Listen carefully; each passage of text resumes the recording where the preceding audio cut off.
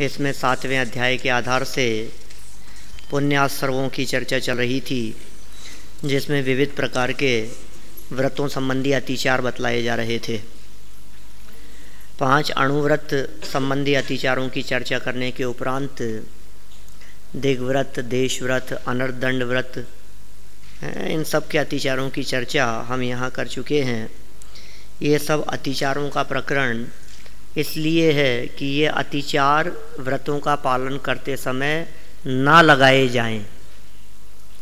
कोई व्यक्ति इस अतिचार के प्रकरण से ऐसा उल्टा अर्थ ग्रहण न कर लेवे कि भाई ये तो अतिचार हैं, अब ये तो होते हैं, होते नहीं हैं, ये भी नहीं होते हैं और ये भी नहीं होने चाहिए, इसलिए अतिचार का प्रकरण दिया गया है। देखिए आगे बढ़ते हैं अपन सामयिक के अतिचारों की तरफ। पेज नंबर 287 और सूत्र नंबर 33।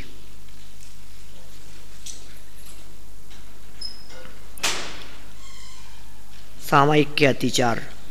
योग दुष्प्रणिधानानादर स्मृत्यनुपस्थानानि।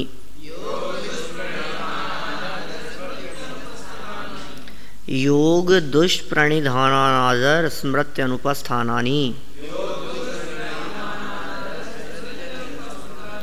योग दुष्प्रणिधानानादर स्मृत्यनुपस्थानानि। क्या कह रहे हैं? योग मतलब काय योग, वचन योग और मनोयोग। योग 3 प्रकार के हैं ना। और दुष्प्रणिधान, तो काय योग दुष्प्रणिधान, वचन योग दुष्प्रणिधान और मनोयोग दुष्प्रणिधान। फिर अनादर और स्मृति का अनुपस्थान, ये सामयिक व्रत के 5 अतिचार हैं। बहुत संक्षिप्त टीका लिखी है इसकी। ये कहते हैं 3 प्रकार के योग का व्याख्यान किया जा चुका है। काय वांग मन है कर्म योग है, ये पहला ही सूत्र दिया था 6वें अध्याय का ना, मतलब आश्रमों की चर्चा करने वाला पहला सूत्र था। काय वांग मन है कर्म योग है, मतलब काय वांग और मन, इन तीनों को उपचार से योग कहा जाता है। वास्तव में योग तो आत्म प्रदेशों की चंचलता का नाम है। उस आत्म प्रदेशों की चंचलता में निमित्त बनने के कारण शरीर, वाणी और मन, इनको भी उपचार से योग कहा जाता है। और आत्म प्रदेशों की चंचलता तो दिखती नहीं है, और शरीर, मन, वाणी ये पुद्गल हैं, जड़ हैं, ये दिखाई देते हैं, इसलिए इनकी अपेक्षा से योगों का कथन होता है। माने जब भी योग की चर्चा करें तो मन वचन काय ये सामने आ ही जाते हैं। देखा, उसका बुरी तरह से प्रयोग करना ये योग दुष्प्रणिधान है, गलत प्रयोग करना उसका। शारीरिक कुचेष्टा, अब ये शारीरिक कुचेष्टा क्या कहलाएगी? सामयिक के काल की चर्चा चल रही है। माने शरीर का हिलना डुलना, इधर उधर देखना, हाथ हिलाना, ये सब भी शरीर की कुचेष्टा है सामयिक की दृष्टि से। क्योंकि सामयिक में तो उपयोग की स्थिरता के लिए शरीर को स्थिर और वचनों से मौन होकर बैठा जाता है और वस्तु स्वरूप का विचार चिंतन किया जाता है, वो सामयिक है। सामयिक शब्द की चर्चा, सामयिक तो समता से बना है ना, तो समता पूर्वक जो हो परिणामों की स्थिरता के लिए सो सामयिक है। वस्तु स्वरूप का विचार हो, चिंतन मनन हो, जो बातें स्वाध्याय में पढ़ी हों, जो बातें प्रवचन में सुनी हो, उनका शांत चित्त से बैठकर उपयोग की एकाग्रता के लिए जो भी किया जाए, जब हम हाथ पे हाथ धर के आंखें बंद कर उपयोग को एकाग्र करने के लिए वचनों से मौन लेकर बैठे हुए हैं, तो ये जो प्रवृत्ति कहलाएगी, ये जो बाह्य स्वरूप दिखाई देगा, उसे कहेंगे हम सामयिक। माने सामयिक करते हुए कि यदि फोटो खींची जाए या वीडियो रिकॉर्डिंग की जाए तो वीडियो रिकॉर्डिंग फोटो में वो व्यक्ति बिल्कुल स्थिर, निश्चल, नहीं बोलता हुआ, नहीं हिलता डुलता हुआ दिखाई देगा। ये उसका बाहरी स्वरूप है। और अंतरंग में तो आत्मा परमात्मा का चिंतन चलता है। मैं कौन हूँ, भगवान कौन है, मैं स्वयं भगवान कैसे बन सकता हूँ, यह आत्मा कौन है, यह आत्मा परमात्मा कैसे बन सकता है, मेरे में कौन से गुण धर्म हैं, ये भगवान कैसे संसार से मुक्त हो गए और मैं कैसे संसार के दुखों से मुक्त हो सकता हूँ। ये सब विचार चिंतन सामयिक के काल में होता है। इन्होंने सबसे पहला अतिचार बतलाया योग दुष्प्रणिधान, माने सामयिक के काल में कोई व्यक्ति बैठा है और मच्छर उड़ा रहा है, तो ये योग दुष्प्रणिधान है। और योग दुष्प्रणिधान में और क्या चीज लेंगे? सामयिक में बैठा है और सामयिक में बैठा बैठा इधर उधर देख रहा है, झांक रहा है। फिर इसी तरह से इन्होंने कहा, दूसरी बात कही कि वचन दुष्प्रणिधान, माने वचनों का भी दुरुपयोग। कदाचित सामयिक के काल में यदि वो वचन भी बोले तो भी वस्तु स्वरूप के अनुसार वचन होने चाहिए, क्योंकि सामयिक में बिल्कुल सर्वथा मौन की बात नहीं कह सकते अपन। सर्वथा मौन की बात लेंगे तो फिर वो वचन गुप्ती के अंतर्गत चले जाएगी बात। मौन हो गए ना, वचनों को सर्वथा रोक दिया। हाँ, अब ये जो वचन कदाचित कुछ जो सामयिक के काल में निकल रहे हैं, हो सकता है वो पाठ रूप हो सकता है मुख से इतनी ही बात निकल रही हो कि हूँ परमात्मा छूँ। ये भी जो शब्द निकले हैं, ये शब्द तो योग्य हैं, और लेकिन वचन दुष्प्रणिधान की बात कर रहे हैं। अब खोटे वचन निकले। खोटे वचन किस प्रकार के हो सकते हैं सामयिक के काल में? लगाओ जितना जिस स्तर पर आप लगा सको उस बात को।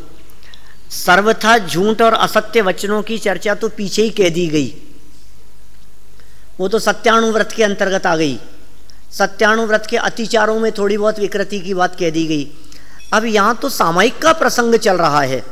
सामयिक माने आत्मा और परमात्मा, प्रभु तेरे मेरे अंतर को अविलंब निरंतर से भर दूं, ये है वास्तविक सामयिक तो, कि हे प्रभु तुम्हारे में और मुझ में कोई अंतर नहीं है, जैसा मैं हूं वैसे परमात्मा है, मम स्वरूप है सिद्ध समान। इसका नाम सामयिक है। मैं वह हूं जो है भगवान, जो मैं हूं वह है भगवान, ऐसा जो दोनों में अभेदता है उसका नाम सामयिक है। अब जो भी इसके अतिरिक्त वचन कहे गए कि मैं तो संसारी हूँ, हे प्रभु आप तो भगवान हो, तुम वीतरागी हो, मैं तो सरागी हूँ, तो ये भी विकृति है, इसकी भी गुंजाइश नहीं है वहाँ। सामयिक के काल में इस तरह का भेद देखने को कोई स्थान नहीं है। ये वचन दुष्प्रणिधान, और इसी तरह का चिंतन को भी इन्होंने मन संबंधी दुष्प्रणिधान के अंतर्गत लिया है। तीन बातें हो गई। तीन प्रकार के योग का व्याख्यान किया जा चुका है, उसका बुरी तरह से प्रयोग करना ये योग दुष्प्रणिधान कहलाता है, जो तीन प्रकार का है: काय दुष्प्रणिधान, वचन दुष्प्रणिधान और मनो दुष्प्रणिधान। फिर अनादर क्या चीज है? उत्साह का न होना अनुत्साह है और वही अनादर है। कैसा अतिचार हो सकता है? दोष किस प्रकार का लग सकता है? बोलो। हम सामयिक के लिए बैठे और सामयिक की प्रतिज्ञा ली है, परम सामयिक की प्रतिज्ञा करके भी जो शुभोपयोग परिणति के अभिसार रूप ऐसी चर्चा की प्रवचन सार में। सामयिक की प्रतिज्ञा, सामयिक माने शुद्धोपयोग, उसका नाम वास्तव में सामयिक है। परम सामयिक कहा उसे, शुद्धोपयोग के लिए परम सामयिक कह करके पुकारा है। उपयोग अपने त्रिकाली ध्रुव गायक के लिए समर्पित हो, अपने उपयोग का विषय त्रिकाली ध्रुव भगवान आत्मा बने, इसका नाम है परम सामयिक। और ऐसे सामयिक की प्रतिज्ञा करके बैठा और उपयोग इधर उधर लग रहा है, या फिर सामयिक के काल में चिंतन ऐसा चल रहा है कि अरे यार और कितनी देर बैठना पड़ेगा, प्रतिज्ञा ले ली, निभ नहीं रहा है, उसके प्रति विराधना का भाव आ रहा है, यह अनादर। और अनादर के साथ में एक और बात कही है, एकाग्रता का न होना स्मृत्य अनुपस्थान है। इस प्रकार ये सामयिक व्रत के 5 अतिचार हैं। स्मृत्य अनुपस्थान में एक बात और ली जा सकती है, टाइम भूल जाना। हम पौन घंटे के लिए सामायिक के लिए बैठे और टाइम भूल गए और ध्यान नहीं है, और फिर सोचा कि अभी तो टाइम नहीं हुआ होगा, क्या पता कितने बजे बैठा था, पौन घंटे के लिए प्रतिज्ञा ली थी, ऐसा नहीं हो कि जल्दी उठ जाऊं, हो ही गया होगा। तो ये जो स्थिति है ये स्मृति अनुपस्थान, स्मृति संबंधी भूल है। वो भूल गया, वो उसके उपयोग से निकल गई वो बात। और कभी कभी ऐसी भी परिस्थिति बन सकती है कि भले ही भूल जाएं कोई बात नहीं, प्रतिज्ञा तो सामायिक की करके बैठा है ना, उपयोग सामायिक में नहीं लग रहा है, तो अकेले बैठे रहने मात्र का नाम तो सामायिक नहीं है। ये समझ रहा है कि मैं सामायिक की प्रतिज्ञा करके बैठा हूं, तो मैं तो अब मेरे को तो इतनी देर की प्रतिज्ञा की थी, तो बैठे ही रहना है मुझे, तो अब क्या करूं। जैसे वो नहीं सेठ के बारे में कहते हैं, घी डाल करके दीपक जला करके बैठ गया वो सामायिक करने के लिए। अब प्रतिज्ञा तो सामायिक करने के लिए बैठा था, अब वो पानी पानी याद आने लग गया, तो क्या करें बोला ऐसी परिस्थिति में। प्रतिज्ञा तो सामायिक की थी। जगत के जीवों को ऐसा लगता है देखने में कि वो जब तक दीपक जलता रहेगा तब तक की प्रतिज्ञा की है। प्रतिज्ञा दीपक के जलने की नहीं है, प्रतिज्ञा तो उपयोग की एकाग्रता की है, प्रतिज्ञा तो सामायिक करने के लिए है। दीपक का जलना तो अवलंबन मात्र है। और अवलंबन में क्या करें, हमें यदि यहाँ क्लास के लिए हम बैठते हैं तो लगभग ये संकल्प करके बैठते हैं कि करीब करीब आधा घंटा तो अपने को बैठना ही है। अभी 11:21 पर अपनी क्लास शुरू हुई, तो मेरा संकल्प तो ये था 11:51 तक तो कम से कम अपने को बैठना है, ठीक है ना। अब घड़ी बंद हो जाए तो क्या करें बोलो, फिर बैठे ही रहो। नहीं साहब ये हम संकल्प करके बैठे, तो अब क्या करेंगे। अब तो कोई व्यक्ति, अब हम तो कोई डिस्टर्ब कर नहीं सकते, कोई व्यक्ति आए, किसी को दिखे कि ये घड़ी बंद हो गई, फिर वो उसको विकल्प आए, फिर वो सेल लाए और फिर सेल बदले, फिर टाइम मिलाए, फिर तब जाकर के फिर हम उठेंगे, क्या होगा। अरे भाई ये तो अवलंबन मात्र है, असली प्रतिज्ञा तो पढ़ने की है। ऐसे असली प्रतिज्ञा तो सामायिक की है उन्होंने, और सामायिक को तो भूल गया। जिस क्षण सामायिक को भूल गया उसी क्षण प्रतिज्ञा टूट गई।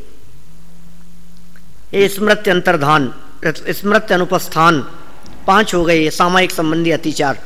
इसी तरह से प्रोषदोपवास की चर्चा देखिए आगे क्या कहते हैं प्रोषदोपवास के बारे में। ऐसा तो नहीं कह सकते अपन, कोई कई तरह से सामायिक के तो पाठ भी होते हैं, पाठ भी है, मंत्र भी है, माने किसी विशिष्ट बात का अवलंबन लेकर उपयोग की स्थिरता का प्रयास। सब ओर से उपयोग को समेटकर अपने में लगाना, इसका नाम सामायिक है। उपयोग को समेटो, अपने में लगाओ, ये सामायिक है। अब वो कैसे सिमटेगा, कैसे एकाग्र होगा, इसके लिए आत्मा के संदर्भ में समझिए, किसी विशिष्ट पद को लेकर अप्पा सो परमप्पा, यही सूत्र है। और सूत्र क्या होता है, और मंत्र कोई स्पेशल चीज थोड़ी ना कि वो ओम लगाएंगे, ह्रीम साथ में होगा, ओम ह्रीम श्रीम क्लीम, ऐसे कोई शब्द होंगे, बीजाक्षर आदि होंगे, तब उसको हम कहेंगे मंत्र। हमने देखिए मैं ज्ञानानंद स्वभावी हूं, ये कोई कम मंत्र है क्या। मैं हूं अपने में स्वयं पूर्ण पर की मुझ में कुछ गंध नहीं, ये मंत्र ही तो है, यही तो चिंतन करने योग्य है। जाप करो इसका बैठ करके और निर्णय करने का प्रयास करो कि मैं ज्ञानानंद स्वभावी हूं, तो वास्तव में ज्ञान आनंद स्वभावी हूं क्या, कि रागी हूं, कषाई हूं, विकारी हूं, मनुष्य हूं। मैं मनुष्य हूं या ज्ञान आनंद स्वभावी हूं, इसके चिंतन का नाम सामायिक है। पूरा का पूरा जो ये कीर्तन है दादा का, मैं ज्ञानानंद स्वभावी हूं, इसमें जितनी चर्चा की है ये मतलब सर्वोत्कृष्ट है चिंतन के लिए। मैं कहता हूं सामायिक के लिए इससे अच्छा और कोई विषय नहीं हो सकता। आराधना के लिए सारा विषय, समस्त जनागम का मर्म, समस्त जनागम का सार, निचोड़ इसमें आ गया है। इसके बाहर कोई बचा ही नहीं है, कुछ और सब बातें आ गई इसी में। आप करो इसका चिंतन, ठीक है। तो वो मंत्र की जो तुम पूछ रहे हो, वो इसी तरह के मंत्र होते हैं। आत्मा ही परमात्मा है। आदानान प्रमाणम, ये मंत्र है, यही सूत्र है। अहम एक्को खलु शुद्धो निम्ममो नाण दंसण स्मग्गु, यही तो सूत्र है, यही तो मंत्र है। मैं यह प्रत्यक्ष अखंड अनंत चिन्मात्र ज्योति आत्मा अनादि अनंत नित्य उदय रूप विज्ञान घन स्वभाव भावत्व के कारण एक हूं। समस्त कारक चक्र की प्रक्रिया से पार को प्राप्त जो निर्मल अनुभूति, उस अनुभूति मात्र पने से शुद्ध हूं। ये मंत्र है। सामायिक के काल में और क्या करोगे बोलो, किसका ध्यान करोगे? गुणस्थानों का विचार करना, वो सामायिक के काल में ये कहा, वो चिंतन मन संबंधी दुष्प्रणिधान कहलाएगा। बोलो, गुणस्थान के बारे में विचार कर रहा है, आप कहोगे साहब ये तो शास्त्र के ही विषय है, कि नहीं, भले ही शास्त्र के विषय हो लेकिन सामायिक के योग्य विषय नहीं है। कर्मकांड के बारे में विचार कर रहा है, मार्गणा स्थान के बारे में विचार कर रहा है, गई इंद्रिय सुखाए योगे वेदे कषाय नाणे, कर लो चिंतन। ये चिंतन सामायिक नहीं कहलाएगा। सामायिक तो अपने आत्म स्वरूप को जानने के लिए की जाती है, अपने आत्मा के अनुभव के लिए की जाती है। अनुभव के लिए देखो, अनुभव वो तो है असली सामायिक, शुद्धोपयोग वो तो है परम सामायिक। अब परम हटा दो, हाँ, परम सामायिक जो प्रवचन सार में अमृत चंद्राचार्य देव ने प्रयोग किया, ऐसा 79 नंबर गाथा की टीका में, कि परम सामायिक की प्रतिज्ञा करके भी वहां परम सामायिक शब्द का प्रयोग किया शुद्धोपयोग के अर्थ में। तो परम सामायिक मतलब हो गया शुद्धोपयोग। तो सामायिक माने क्या होगा, अब लगाओ। यदि परम सामायिक शब्द का अर्थ शुद्धोपयोग किया जाता है तो सामायिक का अर्थ क्या होगा? उस शुद्धोपयोग के लिए किए जाने वाले प्रयास वो सामायिक कहलाएंगे, और शुद्धोपयोग ये परम सामायिक है। तो जो भी हमारा प्रयास शुद्धोपयोग के लिए हुआ, जो भी हमारा प्रयास आत्मानुभूति के लिए हुआ, अब वो आत्मानुभूति के लिए प्रयास ये नहीं कि भागदौड़ कर रहा है। अब भागदौड़ में आत्मानुभूति होती है क्या? इसलिए शारीरिक स्थिरता की बात कही, उसका नाम सामायिक। ये प्रयास है उसके लिए। वचन मन, शरीर मन वाणी, इन तीनों से भिन्न होकर, इन तीनों से निरपेक्ष और इन तीनों की एक रूपता, एक दिशा में प्रयास अनुभूति के लिए, वो सामायिक कहलाएगी। तो सामायिक के काल में ये जो 5 प्रकार की बातें कही है, ये इस संबंधी दोष नहीं लगने चाहिए। ऐसी भावना सामायिक करने वाला व्रती जीव भावना भाता है इस तरह की। ये तो बहुत पाठ है, वो तो क्या दम है। ठीक, हाँ, तो समता भाव है ना, समता भाव के लिए कि समस्त जीवों के प्रति समानता का भाव, एकत्व का भाव, किसी के प्रति राग द्वेष नहीं हो। राग द्वेष के अभाव का नाम सामायिक है ना। इसी तरह के भाव भरे हैं वहां। देखिए 34 नंबर सूत्र की तरफ बढ़ते हैं आगे अपन। प्रोषधोपवास क्या चीज है, प्रोषधोपवास कह करके क्या कहना चाहते हैं?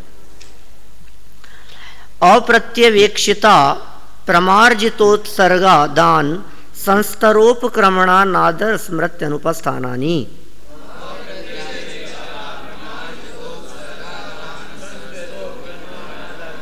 देखो ये तो कॉमन ही है, अनादर अनादर स्मृत्य अनुपस्थानानि, ये तो कॉमन है। इसका मतलब आधा सूत्र तो पहले से ही याद चला आ रहा है अपने को।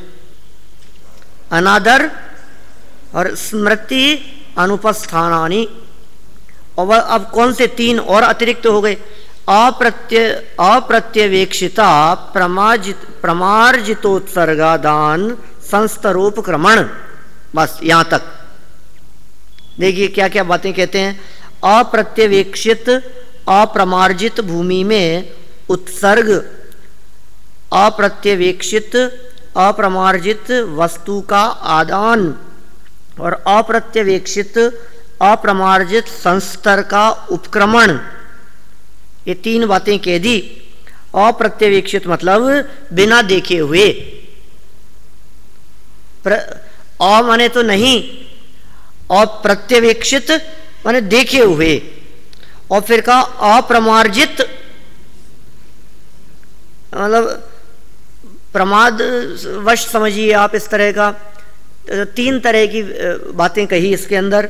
पहली तरह की बात तो ये कही कि भूमि में उत्सर्ग, उत्सर्ग, आदान और संस्तरोपक्रमण, तीन बातें हो गई ना। तो पहली चीज तो हो गई उत्सर्ग, उत्सर्ग माने तो होता है त्याग। दूसरी कही आदान, तो उत्सर्ग में पदार्थों को धरने की बात, आदान में पदार्थों को ग्रहण करने की बात, और फिर तीसरी तरह की बात कही इन्होंने पदार्थों को संभालने के संदर्भ में, यह संस्तरोपक्रमण, असावधानी। देखिए, अप्रत्यवेक्षित अप्रमार्जित भूमि में उत्सर्ग, ये पहला हो गया। फिर दूसरा अप्रत्यवेक्षित अप्रमार्जित वस्तु का आदान, ये सेकंड।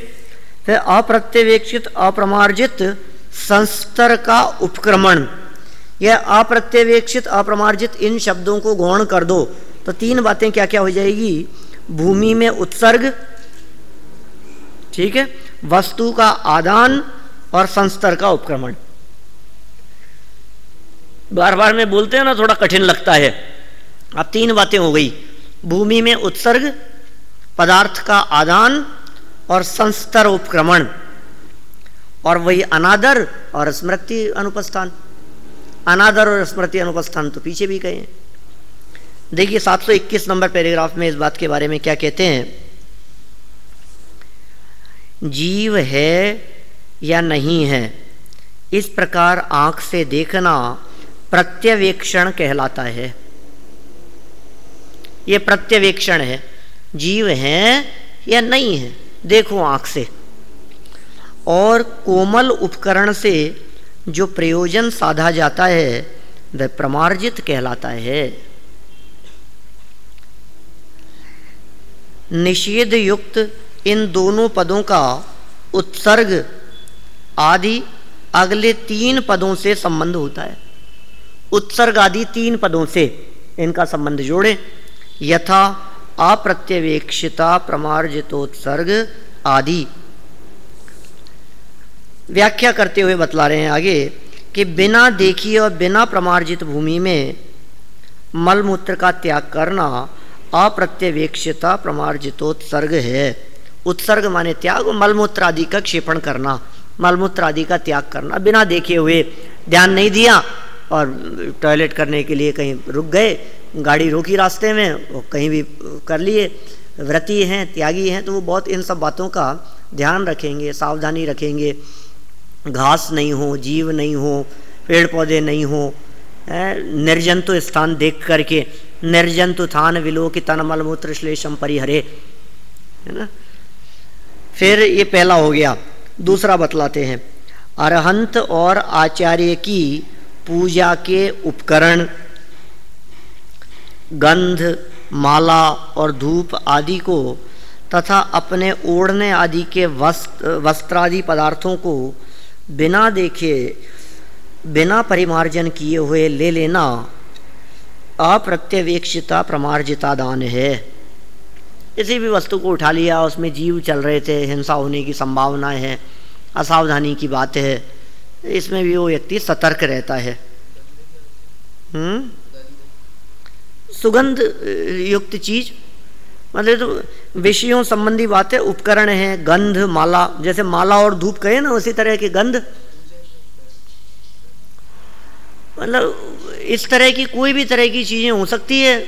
धूप भी होती है, दीप भी होता है ना। समझ लीजिए पुष्प, नैवेद्य, दीप, धूप, फल, ये सब उसके साधन सामग्री है। उन्हीं सब सामग्रियों को लिया है यहाँ।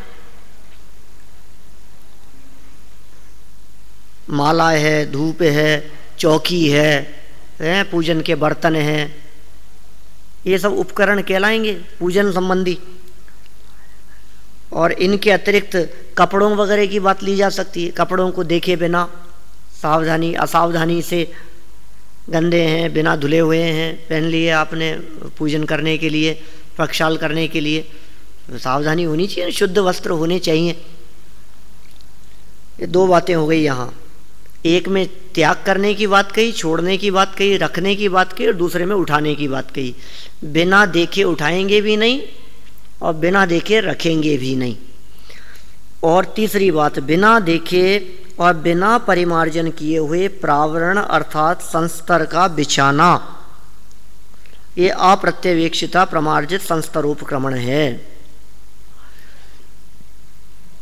इसमें क्या बात कह दी गई बिना देखे हुए, ये सब बिछाने संबंधी, कि आपने तो बिछा दिया और नीचे जीव है, ध्यान नहीं दिया आपने। चद्दर बिछा दी, चटाई बिछा दी, बहुत सावधानी से उस जगह को देख करके साफ करके फिर उस जगह पर किसी भी चीज़ को हम बिछाएं। अकेला बिछाना मात्र ही प्रयोजन नहीं है, बिछे हुए पर बैठना ही प्रयोजन नहीं है। और वो बिछा हुआ ही बहुत लंबे समय से हो, वहां भी नहीं बैठते। बहुत लंबे समय से बिछा हुआ है, व्रतियों की चर्चा चल रही है, हमारे तो महीने 6 महीने तक नहीं उठे। कितने जीव उत्पन्न होते हैं इनमें, इनको कभी धूप लगना चाहिए, इनको कभी बाहर रखना चाहिए, ठीक है ना। जीव उत्पन्न नहीं हो, इनके नीचे भी पैदा हो सकते हैं, व्रती तो नहीं बैठेंगे इन पे। और यदि कदाचित बैठे असावधानी में तो अतिचार है। ठीक है, आप कहोगे साहब वो तो व्रती थे, वो तो बैठे, हमने देखा है ऐसा, तो अतिचार है भैया। हम ये थोड़ी ना कह रहे हैं, छूट नहीं दे रहे तुम्हारे को, ये तुम कभी व्रती बनो तो कुछ भी चलेगा। कितनी सावधानी पूर्वक उनका जीवन होता है। 3 हो गई, बोलो और कुछ। जितेंद्र है, वितराग, विनीत, ठीक है, चलो। और क्या नाम पीछे, गौरव उखलकर। भूख से पीड़ित होने के कारण आवश्यक कार्यों में अनुत्साहित होना अनादर है। अब प्रोषधोपवास की चर्चा चल रही थी, प्रकरण तो प्रोषध के संदर्भ में है ना, तो प्रोषधोपवास के अंतर्गत ये इसी तरह की चीजें आएगी। कौन सी, कि आपने उपवास किया है, पूजन आदि कार्यों के अंदर संलग्न हैं, एक तो व्रत लिया है आपने, एकासन करेगा पहले दिन, दूसरे दिन एकासन करेगा, और भूख लग रही है और उत्साह नहीं दिखाई दे रहा कामों में, अनुत्साह दिखाई दे रहा है, तो ये अनुत्साह भी अतिचार है। माने अनुत्साह भी नहीं होना चाहिए। मैं तो कई बार कहता हूँ, जैसे आप लोग क्लास में आकर के बैठते हैं, सुबह जल्दी उठा दिया गया आपको, जी जागरण पर चलता है, और अभी तो पारस चैनल पे चालू होने वाला है, पता है आपको। 2-4 दिन में अभी पारस चैनल पे शुरू होने वाला है दादा के प्रवचन। अब आप यहाँ आकर के बैठ गए, आपको लगता है अरे यार ये क्या जबरदस्ती बुला करके ले आते हैं सोनू जी, सोने भी नहीं देते। अब आपको बैठना तो है, अब अनुत्साह से बैठ रहे हो तो जबरन पाप बांध रहे हो। आप उत्साह से बैठो, नया विषय सुनने को मिलेगा, लाभ मिलेगा, है कोई सीखने। अपना जीवन क्या है, सोने के लिए थोड़ी ना, सोने में काल गंवाए, क्या दम है इसमें। बराबर यहाँ भी क्लास में आकर के बैठे, कोई भी काम करें आप, या तो काम करो मत, और कर रहे हो तो उत्साह से करो। निरुत्साह से किया गया काम नहीं करने बराबर है। अब करके भी क्या है, कुछ कोई दम नहीं है उसमें। और एक आप उत्साह से अभी क्लास लो, मान लो आप, या प्रवचन करो, यहाँ सबका टर्न आता होगा अलग अलग प्रवचन के लिए। अब आप अनुत्साह से बैठ जाओ, ठीक है, ऐसे ही बोलो, खुद को भी मजा नहीं आएगा, सुनने वाले को भी मजा नहीं आएगा। आपका उत्साह देख करके सामने वाले को भी उत्साह आता है। कोई भी काम, पढ़ाई कर रहे हो, हैं तैयारी कर रहे हो, कहीं जाने का विचार नहीं बनाया तब तक ठीक है, बना लिया तो फिर उत्साह से। अब मत मन मार करके बात मत करो। अब कुछ भी, जो भी निर्णय करना हो, निर्णय करने के पहले कितने भी संकल्प विकल्प होवें, लेकिन उस कार्य को करने का निर्णय कर लेने के बाद पूर्ण उत्साह से वो कार्य किया जाना चाहिए। यहाँ प्रोषद संबंधी बात कह दी है, पिछली भी बात अनुत्साह के संदर्भ में कही थी। माने किसी भी प्रकार के व्रत का पालन करो, कोई भी क्रिया करो, किसी भी प्रकार का आचरण हो, उत्साह से किया गया कार्य डबल फल प्रदान करता है, मानो आप। और अनुत्साह से किए गए कार्य में आपको योग्य फल भी नहीं मिलता। फिर अंतिम एक और बच गया, स्मृत्य अनुपस्थान का व्याख्यान पहले किया ही है। इस प्रकार ये प्रोषधोपवास व्रत के 5 अतिचार हैं। बोलो क्या किया है भैया स्मृत्य अनुपस्थान का अर्थ व्याख्यान पहले? कदाचित कोई स्मृति में से निकल न जाए, ऐसा भी कह सकते हैं। इसमें ये जो दो बातें कही है अंत वाली, एक तो अनुत्साह भूख से पीड़ित होने पर, और दूसरा है स्मृति अनुपस्थान, इन दोनों में इस प्रकार की बात भी ली जा सकती है कि आज नवमी का दिन है, एक टाइम भोजन करना है, सप्तमी को एक टाइम किया था, अब कितने बजे किया था मुझे टाइम ही ध्यान नहीं आ रहा, कर लो अपन तो भोजन, भूख भी लग रही है और स्मृति में टाइम भी नहीं है, ठीक है ना। तो ये अतिचार हैं, 5 हो गए ये अतिचार प्रोष्ठोपवास तक के, ठीक है। अब आगे सूत्र की चर्चा अपन कल करेंगे, ठीक है। कल एग्जाम है, अच्छा कल पेपर है आप लोगों का 14 तारीख, ठीक है, मंडे बैठेंगे, कोई बात नहीं। मेरी ज़रूरत है क्या? मुझे तो लिखना नहीं है, मुझसे पूछना नहीं है कुछ भी, देखते हैं। चलो अच्छे से लिखना, सब अच्छे से तैयारी करना, और कुछ समझ में नहीं आए तो पूछ लेना, और नए चक्र की अच्छे से तैयारी करके और आगे जहाँ भी जाओ नए चक्र की क्लास चलाना।